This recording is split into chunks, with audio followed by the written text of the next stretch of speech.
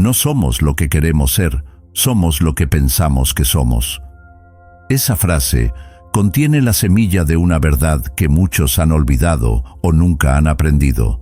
Desde pequeños nos enseñan a desear cosas, una vida mejor, más dinero, seguridad, éxito, pero nadie nos enseña a pensar de manera que esas cosas se vuelvan posibles.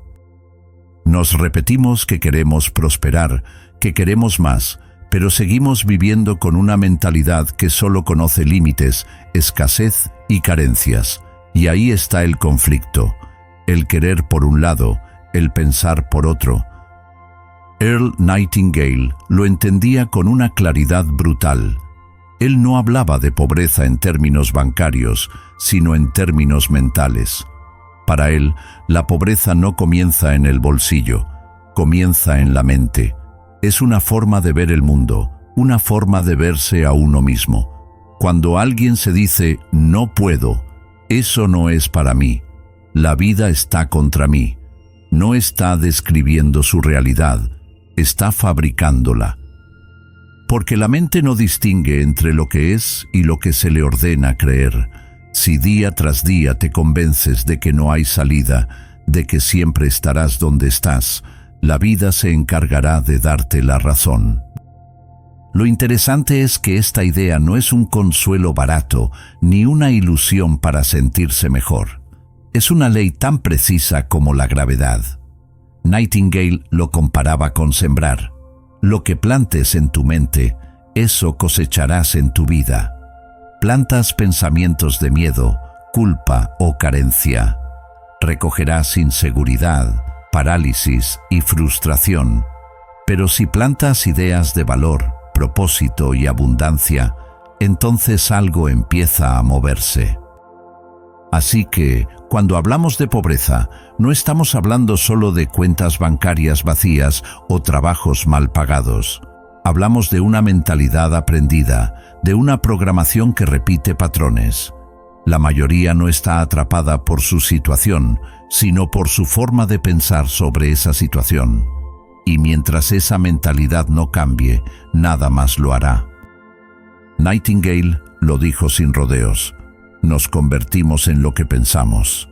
Esa afirmación no era una metáfora poética, era una declaración de ley. Como la ley de la gravedad, no depende de que la creas o no. Funciona igual. Si piensas como alguien sin poder, sin opciones, sin valor, tu vida inevitablemente reflejará eso.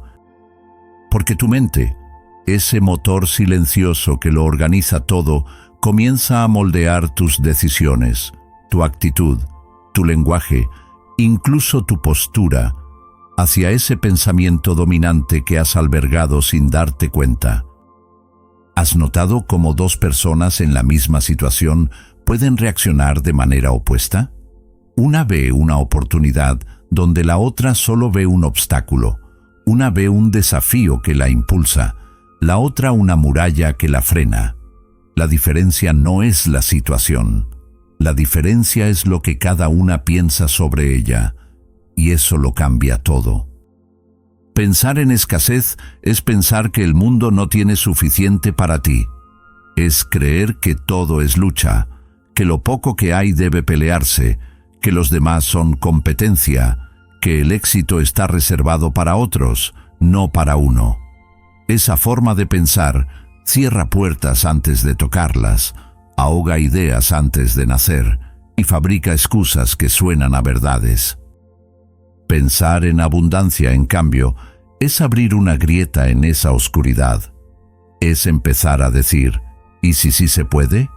Aunque no sepas cómo. Es cambiar el enfoque del no tengo al qué puedo hacer con lo que sí tengo. Es una mente que empieza a actuar como si el éxito fuera una posibilidad real, no un cuento ajeno. Y cuando una persona comienza a pensar así, algo dentro de ella cambia. Camina distinto, habla distinto, elige distinto, y tarde o temprano, el mundo responde. Nightingale insistía, tu mente es como una tierra fértil, no elige lo que se planta, siembra miedo y crecerá miedo, siembra valor y brotará acción, Pero la tierra no juzga, solo obedece. Por eso, todo cambio externo empieza en lo invisible, en lo que piensas una y otra vez, hasta que lo crees. Porque es entonces cuando se convierte en lo que eres. Y lo que eres es justo lo que empieza a manifestarse. Pero ¿cómo sabemos qué estamos pensando realmente? ¿Cómo se revela esa programación interior que opera en silencio? Muy simple, escúchate. Presta atención al lenguaje que usas cuando hablas contigo mismo, porque el diálogo interno no miente. Lo que te dices cuando nadie te escucha es el reflejo más puro de tu mentalidad. Nightingale comprendía que las personas no fracasan por falta de inteligencia o recursos, sino por culpa de ideas invisibles que arrastran desde siempre, sin cuestionarlas. Y esas ideas no se esconden.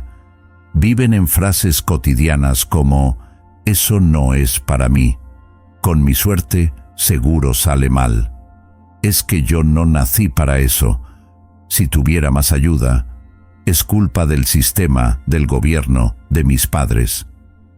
Ese es el lenguaje interno del que piensa como pobre, no por su cuenta bancaria, sino porque se ha convencido de que no tiene poder. Es un lenguaje de excusas, de resignación, de culpa que siempre apunta hacia afuera, un lenguaje que se justifica en vez de tomar el control. Y lo más peligroso es que parece normal. Está tan instalado que ni siquiera lo notamos. Lo repetimos como un rezo sin alma, todos los días. Pero hay otro lenguaje, el lenguaje de quien ha decidido pensar distinto. No es el del optimismo vacío, sino el de la responsabilidad.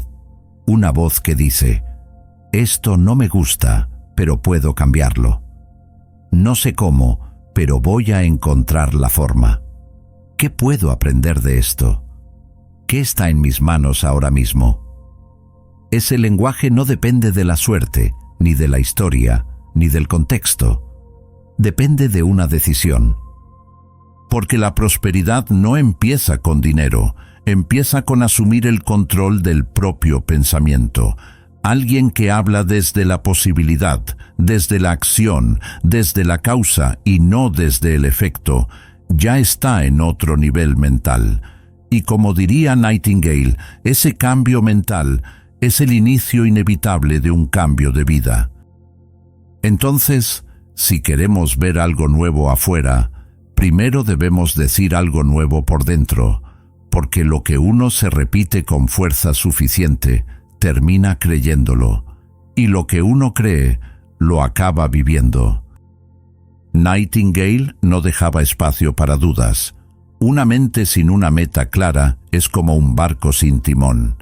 Puede tener un motor potente, puede estar bien construido, pero si no sabe a dónde va, cualquier viento lo arrastrará, cualquier tormenta lo hundirá.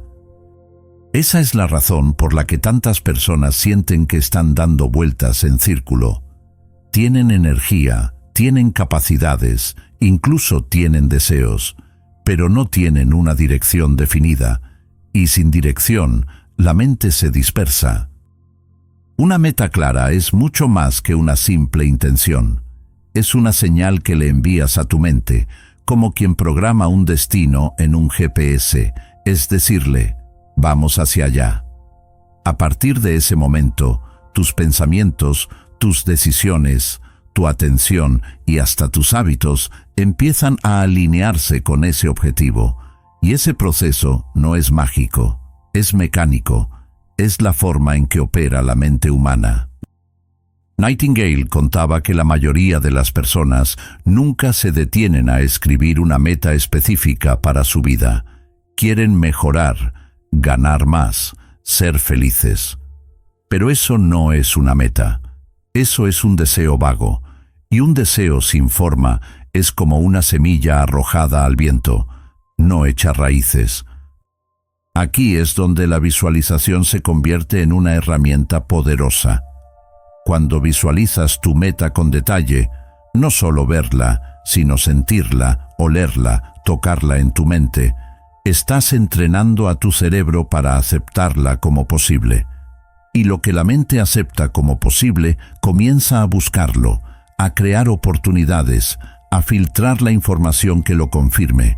La visualización no es solo imaginar, es ensayar mentalmente el futuro que estás decidido a construir. La mayoría fracasa no porque le falte talento, sino porque camina sin mapa. Y cuando vives sin propósito, cualquier cosa te distrae. Te vuelves víctima del día a día, de las urgencias, de las excusas que siempre tienen sentido. Pero cuando tienes un objetivo claro, tu energía se convierte en dirección. Tu mente deja de vagar y empieza a enfocarse. Ese es el secreto que Nightingale repetía sin cesar. Define qué quieres. Escríbelo, léelo cada día, visualízalo con claridad, porque sin ese punto fijo en el horizonte, la mente se desgasta en sobrevivir y nunca llega a crear. Pensar diferente no basta si no se actúa diferente. Earl Nightingale lo dejó claro. La mente establece el rumbo, pero son las acciones las que mueven el barco. Por eso, pensar como una persona próspera implica actuar como una. No solo cuando es fácil o motivador, sino todos los días, especialmente cuando nadie está mirando. Una mentalidad nueva sin acción es solo una buena intención. Es como tener un mapa en la mano y quedarse sentado esperando que el camino se construya solo. Y eso nunca pasa. Nightingale lo sabía. La prosperidad no es cuestión de suerte ni de inspiración momentánea. Es el resultado directo de la disciplina aplicada con constancia. ¿Y qué es disciplina? No es rigidez, no es esclavitud, es hacer lo que se tiene que hacer incluso cuando no apetece. Es levantarse cuando la mente antigua susurra excusas. Es construir hábitos que se alineen con esa nueva identidad que has decidido adoptar. Porque si tus acciones siguen hablando el idioma de la escasez, tus resultados no cambiarán, aunque pienses en abundancia 10 veces al día. El próspero actúa con visión. Toma decisiones como quien sabe que está construyendo algo más grande que el momento presente. Cuida su tiempo, su energía, su enfoque. No trabaja solo para pagar cuentas, trabaja para aportar, para crecer, para crear, y esa es una diferencia brutal. Para Nightingale, el trabajo no era una maldición, era una herramienta, una vía directa para convertir ideas en realidad. No importaba el empleo, el puesto, el entorno, importaba con qué actitud se encaraba cada tarea. El que trabaja con propósito transforma hasta el trabajo más simple en parte de su misión. El que lo hace desde la queja solo se encadena más fuerte a la idea de que no hay salida. Y aquí se revela una verdad poderosa. La acción no solo transforma la vida, transforma también la mente. Cada pequeño acto coherente con la nueva mentalidad refuerza esa identidad que estás adoptando. Paso a paso, te conviertes en la persona que visualizaste. Porque actuar como alguien próspero no es fingir, es entrenarse para hacerlo. Pero incluso con una mentalidad renovada y una acción decidida, hay un enemigo silencioso que puede frenar todo el proceso: el entorno. Nightingale lo sabía y lo repetía con una calma firme que lo hacía aún más impactante. Nos convertimos en el promedio de las ideas que nos rodean. Y no hablaba solo de amigos o familia, hablaba de lo que consumimos, lo que escuchamos, lo que permitimos que alimente nuestra mente día tras día. El entorno no es neutro, moldea, condiciona, refuerza. Si estás rodeado de personas que viven justificando su mediocridad, que desprecian el éxito ajeno, que se ríen del que sueña en grande o que siempre encuentran una razón para no hacer, tarde o temprano, esa energía se pega, y lo peor es que se disfraza de realismo. Se presenta como una forma lógica de ver el mundo, cuando en realidad es miedo con otro nombre. Por eso, quien decide cambiar su mentalidad necesita también cambiar su círculo de influencia. No se trata de abandonar personas, se trata de proteger la mente como quien cuida una semilla en sus primeros días, con atención, con intención, con límites claros. Porque una mente que empieza a pensar diferente es frágil, y basta una frase, una burla, un comentario cargado de cinismo para que esa semilla comience a marchitarse. Nightingale hablaba del aislamiento selectivo, una práctica que no tiene que ver con encerrarse, sino con filtrar. Elegir qué libros leer, qué voces escuchar, qué conversaciones permitir. Es una disciplina invisible, pero absolutamente necesaria, porque si uno quiere resultados distintos, no puede alimentarse de las mismas ideas de siempre. La prosperidad necesita estímulos que la respalden, necesita ejemplos vivos, palabras que eleven, ideas que expandan. No se puede construir una mentalidad abundante en un entorno que todo el tiempo grita, no se puede. Mejor conformarse, eso es para otros. Y si ese entorno es inevitable, porque a veces lo es, entonces hay que fortalecer aún más el diálogo interno, la visualización, la meta, la acción, hasta que la nueva mentalidad sea tan fuerte que ya no pueda ser contaminada. Y cuando eso ocurre, cuando uno ha creado un pequeño ecosistema mental que lo sostiene aunque el mundo afuera no lo entienda, entonces algo cambia definitivamente, porque ahora no solo piensas distinto y actúas distinto, ahora también vives en una frecuencia distinta. Durante generaciones se nos ha contado una historia peligrosa, que la pobreza ennoblece, que sufrir es signo de virtud, que vivir con poco, no por elección, sino por resignación, te convierte en alguien moralmente superior. Es una narrativa profundamente instalada, repetida con tono de humildad, pero cargada de conformismo. Y Earl Nightingale no tenía paciencia para esas mentiras disfrazadas de sabiduría. Para él, la pobreza no era una condición respetable, era una tragedia mental y social. No porque tener poco sea vergonzoso, sino porque quedarse allí por creer que es lo correcto, lo justo o lo inevitable, es un desperdicio de potencial.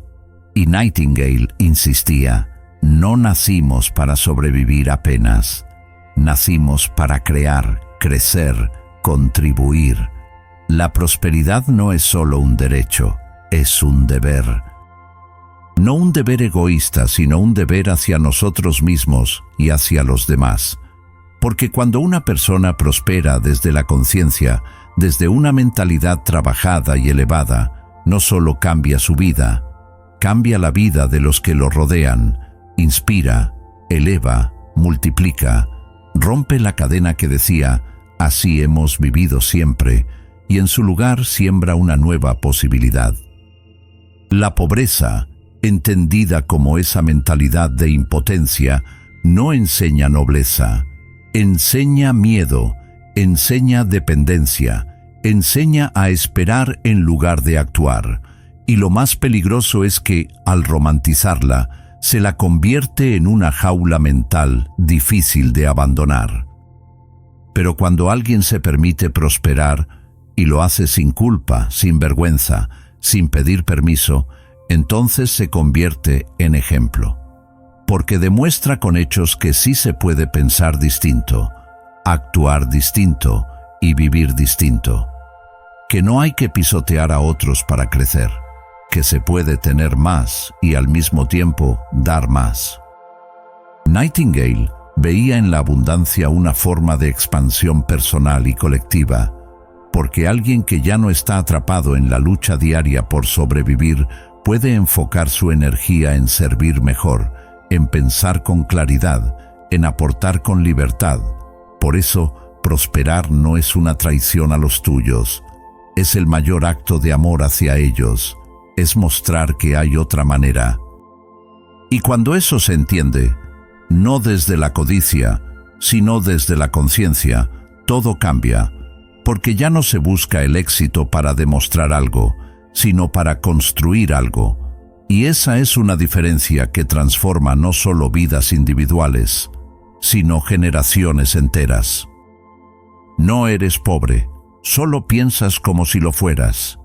Esa es la verdad que cuesta aceptar, pero que libera cuando finalmente se comprende, porque si la pobreza fuera solo una cuestión externa, no habría salida para muchos, pero si está en la mente, entonces también la solución está ahí. Cambiar tu vida no comienza con un golpe de suerte, ni con un rescate externo, ni con un milagro. Comienza cuando decides recuperar el control sobre lo que piensas cada día. Nightingale lo repetía como un mantra lúcido: somos producto de nuestros pensamientos dominantes. Todo lo que eres hoy es el resultado directo de lo que pensaste, creíste y permitiste ayer. Y lo que serás mañana depende de lo que empieces a pensar ahora. Esa es la verdadera responsabilidad y también el verdadero poder. Así que no esperes condiciones perfectas.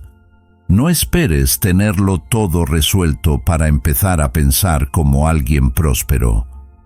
Empieza ahora, incluso si todo a tu alrededor grita lo contrario, porque pensar distinto es el primer acto de rebelión contra la escasez. Observa tus pensamientos, cuestiona tu lenguaje interno, identifica a qué le das poder y cámbialo, no una vez, todos los días, porque tu mente es como un músculo, solo se transforma si la ejercitas con intención y constancia. Toma decisiones como quien ya no está dispuesto a vivir en automático. Rodéate de ideas nuevas. Plantéate una meta que te rete. Visualiza tu futuro como si dependiera solo de ti, porque en muchos sentidos así es. Y recuerda, como una brújula interna que no debes soltar nunca, lo que Earl Nightingale entendió antes que muchos: cambia tu mente y cambiarás tu vida.